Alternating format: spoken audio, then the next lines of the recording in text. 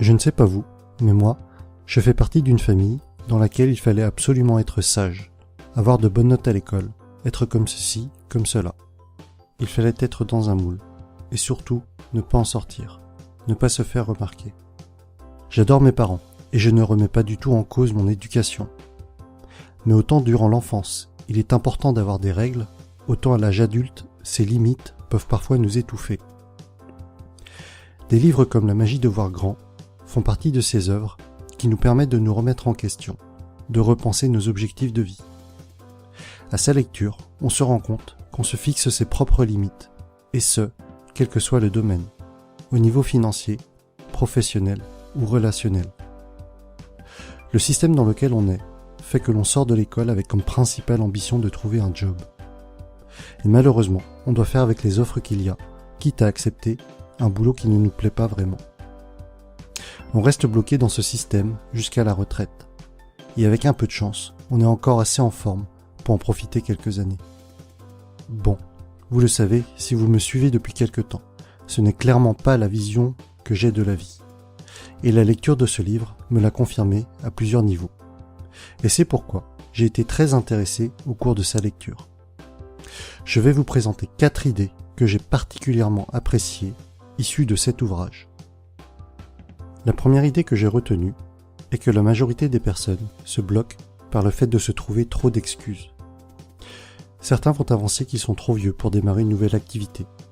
D'autres qu'ils ne sont pas assez sportifs pour aller courir 30 minutes dehors, ou qu'ils n'ont pas assez de temps pour lire. Ce type d'argument est encore plus vrai pour nous Français, qui avons la réputation de facilement râler et de mettre facilement en avant ce qui nous déplaît, ce qui nous freine irrémédiablement. Selon l'auteur, le fait de toujours croire que les échecs sont dus aux circonstances, aux choses extérieures ou aux personnes qui nous entourent est une maladie qui nous empêche d'accomplir nos objectifs. Avoir l'habitude de se plaindre, c'est comme si nous nous mettions nous-mêmes des bâtons dans les roues qui finiront par nous démotiver tout au long de notre chemin. Alors oui, vous êtes probablement trop vieux pour faire de la pub pour Oh Baby ou Verbaudet. Vous êtes sûrement trop petit aussi pour être champion de basket NBA. Mais en dehors de quelques domaines bien précis, vous serez et aurez tout ce qu'il faut pour réussir. Dans ma vidéo « Comment se faire des amis numéro 1 », on avait déjà vu que, pour 2 personnes dont l'environnement est identique, même pays, même travail, même richesse, si l'un est heureux et l'autre misérable, c'est parce qu'ils avaient des mentalités ou psychologies différentes. Ça me rappelle une histoire que Jim Rohn racontait au cours de ses séminaires. Un jour de forte pluie, un vendeur décida que la météo n'était pas propice pour réussir à faire des affaires. Il décida donc de rester chez lui. À côté de cela, un deuxième vendeur, lui, au contraire, était très enthousiaste. Il pensait en effet qu'avec cette pluie battante, beaucoup de personnes allaient rester chez elles, en particulier ses concurrents vendeurs. Dans cet exemple, on voit bien que les circonstances sont insignifiantes et que 2 attitudes différentes vont entraîner 2 résultats différents.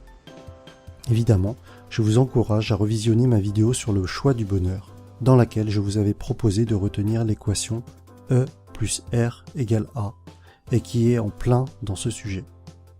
Il y a un dicton qui dit que si vous voulez que quelque chose soit fait, alors il faut le donner à la personne la plus occupée que vous connaissiez.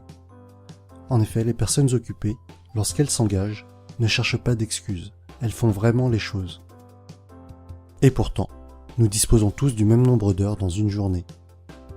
Alors pourquoi certaines personnes arrivent à faire plus de choses que d'autres ? Eh bien, elles ont appris à devenir meilleures, à se construire une mentalité ou une psychologie qui leur permettait d'optimiser les choses. Ainsi, la première chose que conseille l'auteur dans ce livre, c'est « Changez votre mentalité, soyez responsable de votre vie et de vos actes.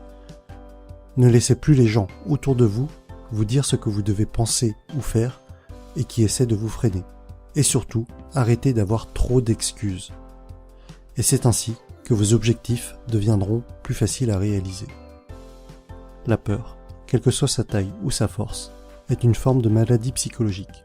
Et comme toute maladie, elle peut être guérie avec un traitement spécifique. Conditionnez-vous avec ce fait. Toute confiance est acquise, développée. Personne n'est né avec de la confiance. Elle se forge avec l'expérience de chacun. Les personnes les plus confiantes sont celles qui ont conquis leurs inquiétudes et leurs peurs. Vous savez, ce qui corrige vos peurs, ce sont vos actions. À l'inverse, l'indécision, la procrastination, l'hésitation ne font que renforcer ce sentiment de peur.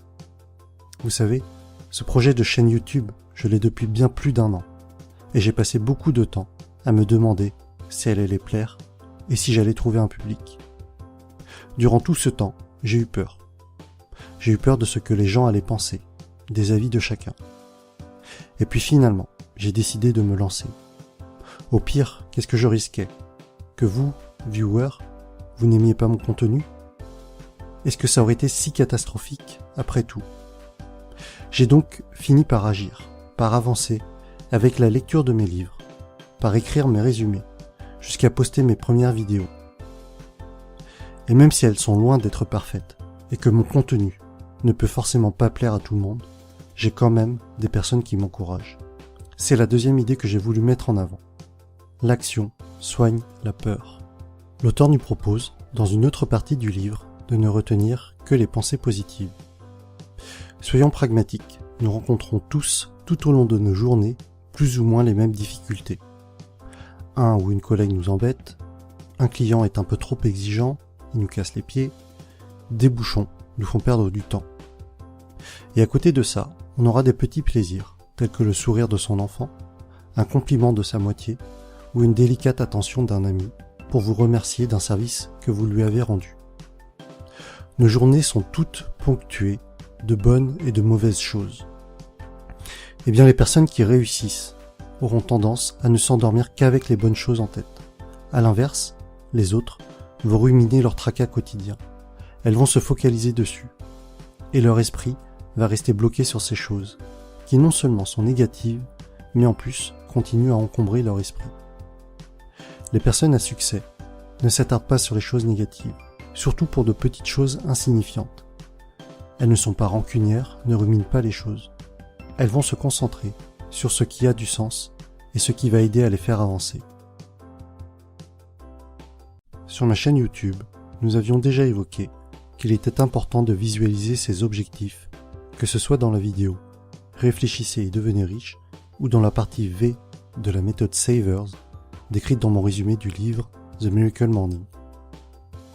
Et bien dans ce livre, l'auteur nous avance que pour être confiant, il faut agir avec confiance. Plus globalement, agissez comme vous aimeriez vous sentir. Le mouvement est le précurseur de nos émotions. En anglais, c'est un peu plus facile à illustrer. Tony Robbins disait en effet « Emotion is created by motion ». J'avais déjà approché ce concept dans ma première vidéo sur comment se faire des amis, dans la partie du sourire. Je vous avais dit que si vous vouliez être heureux, il fallait agir comme si vous l'étiez déjà, qu'il fallait sourire, chanter et danser. Eh bien, c'est aussi valable pour d'autres sentiments. Que voulez-vous réellement? Comment voulez-vous devenir? Imaginez votre meilleur vous-même du futur.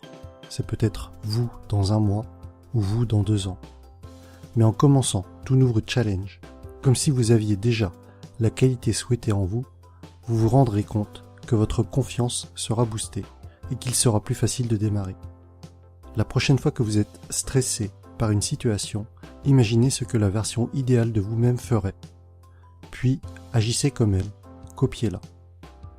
Si vous êtes un grand timide et que vous devez faire un speech sur scène devant plusieurs centaines de personnes, eh bien imaginez-vous comme étant quelqu'un avec beaucoup d'éloquence, vous dans quelques mois peut-être.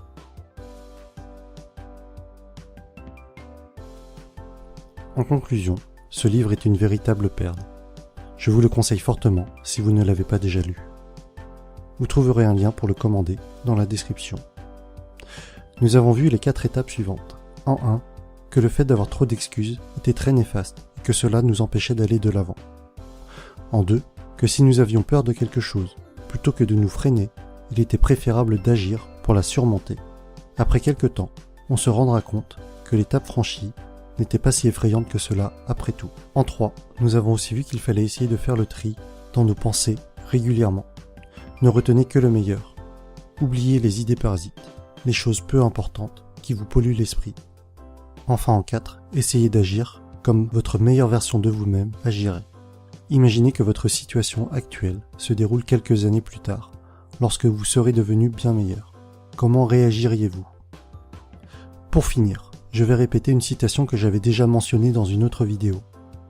Il faut toujours viser la lune, car même en cas d'échec, on atterrit dans les étoiles. Cette citation d'Oscar Wilde vous incite à viser l'inaccessible et votre vie deviendra ainsi extraordinaire. Et voilà pour cette nouvelle animation résumant le livre The Magic of Thinking Big ou la magie de voir grand. J'espère que cette vidéo vous aura plu. Si elle vous a permis d'apprendre quelque chose, alors partagez avec vos amis. Elle pourrait peut-être leur être utile aussi. Si vous voulez être informé de mes futures vidéos et d'autres idées inspirantes, abonnez-vous et n'hésitez pas à liker en cliquant sur le pouce j'aime en bas à droite. À bientôt!